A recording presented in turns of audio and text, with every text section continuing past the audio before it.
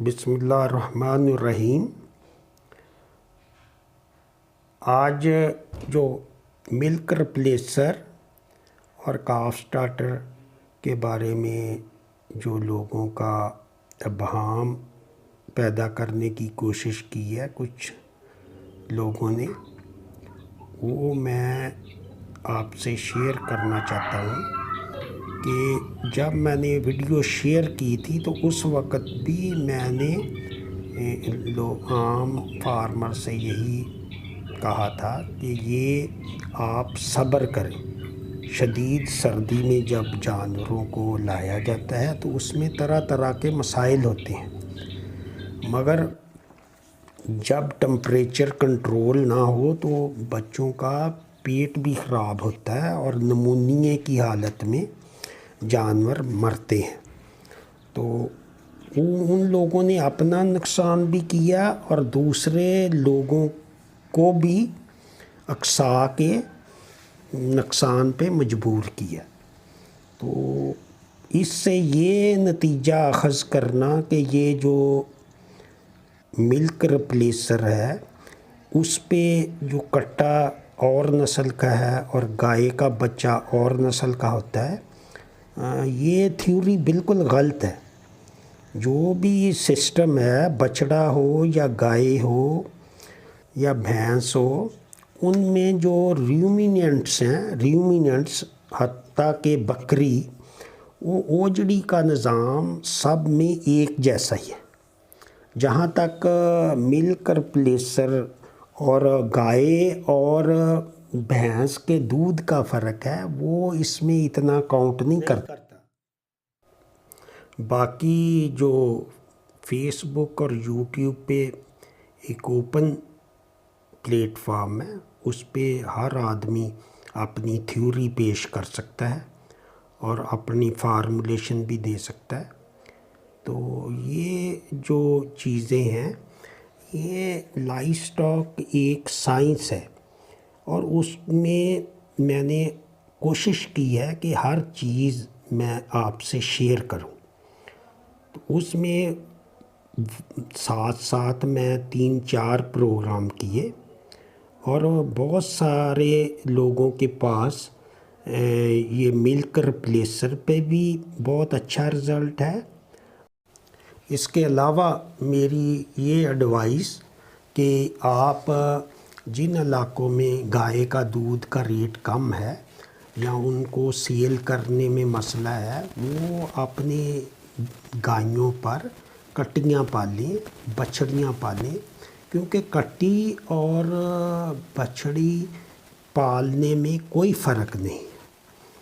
تو اس سلسلے میں بہت سارے میرے یہ بات علم میں ہے کہ جن لوگوں نے سردی کے بعد جانور لیے ان کے رزلٹ بھی ٹھیک ہیں اور ان کا نقصان بھی نہیں ہوا۔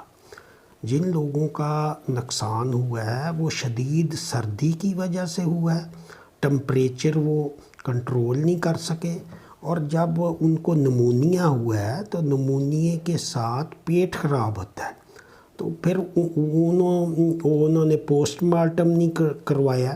تو ایک جگہ حافظ آباد میں خود جا کے وہاں پوسٹ مارٹم کیا اور ان کو یہ بات کلیئر کی، بلکہ ان کے جانور بچ بھی گئے ہیں کافی ساری۔ تو یہ نمونیا ہے۔ نمونیا جب ہوتا ہے تو اس کے ساتھ پیٹ بھی خراب ہوتا ہے۔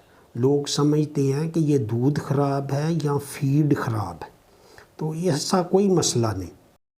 اب جب کہ موسم ٹھیک ہو چکا ہے اور بڑا آئیڈیل موسم ہے، لیکن آج کل فٹ اینڈ ماؤتھ کی آؤٹ بریک ہو گئی ہے، جس کی وجہ سے میں سب بھائیوں سے گزارش کروں گا کہ ابھی وہ کسی قسم کی پرچیز نہ کریں، خرید و فروخت مت کریں، نہ ہی فیٹننگ کے لیے اور نہ ہی چھوٹے یہ کٹیاں یا بچڑیوں کے لیے۔ تو ایک آپ سے اور ریکویسٹ ہے کہ جب آپ یہ وبا ختم ہوگی تو آپ نے اچھے جانور سلیکٹ کرنے۔ وہ منڈی پہ کئی جانور ایسے ہوتے ہیں جو بہت چھوٹے ہوتے ہیں اور انہوں نے بولی نہیں پی ہوتی، کلوسٹرم یہ جو व्यापारी ہے یہ تو فوری طور پہ بیچ دیتے ہیں، بہت چھوٹے جانور مت لیں، تھوڑا سا مہنگا لے لیں لیکن بہتر حالت میں لیں۔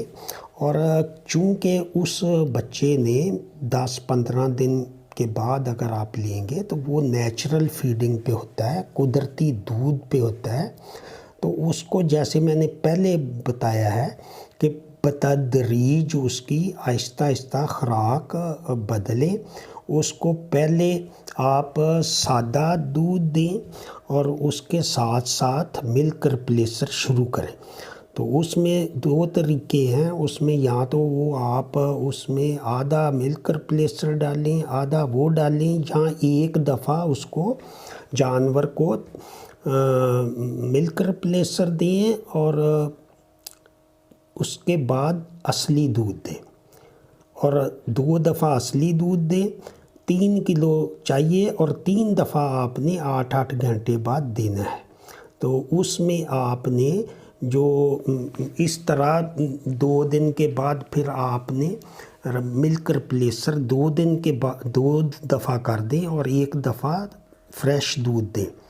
تو اس طرح آہستہ آہستہ 1 ہفتے میں آپ بتدریج اس کو شفٹ کریں گے۔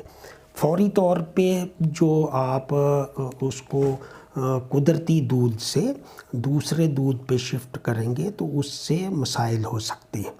تو اس طرح بہت سارے لوگوں نے کیا ہے، جیسے میں نے پہلے بتایا ہے کہ یہ طریقہ بہتر ہے۔ کوئی بھی خوراک ہو، جب ونڈا بھی آپ خوراک چینج کرتے ہیں تو اس کو فوری طور پہ چینج کرنے کی بجائے پہلے خوراک کے ساتھ مکس کر کے دیں، اور پھر اس کے بعد 1 ہفتے میں آہستہ آہستہ اس کو کم کر کے وہ نئی اس کی خوراک اس پہ وہ ڈالیں۔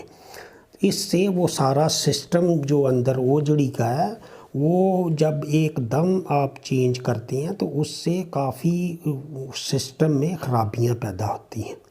تو ویڈیو لمبی ہو رہی ہے، اسی کے ساتھ اجازت چاہوں گا، اور آپ سے گزارش ہے کہ جب وبا ختم ہو تو آپ آن لائن مجھ سے ہیلپ لائن فری آپ حاصل کر سکتے ہیں۔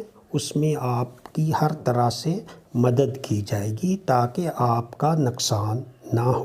اسی کے ساتھ اجازت چاہوں گا، دعاؤں میں یاد رکھیں۔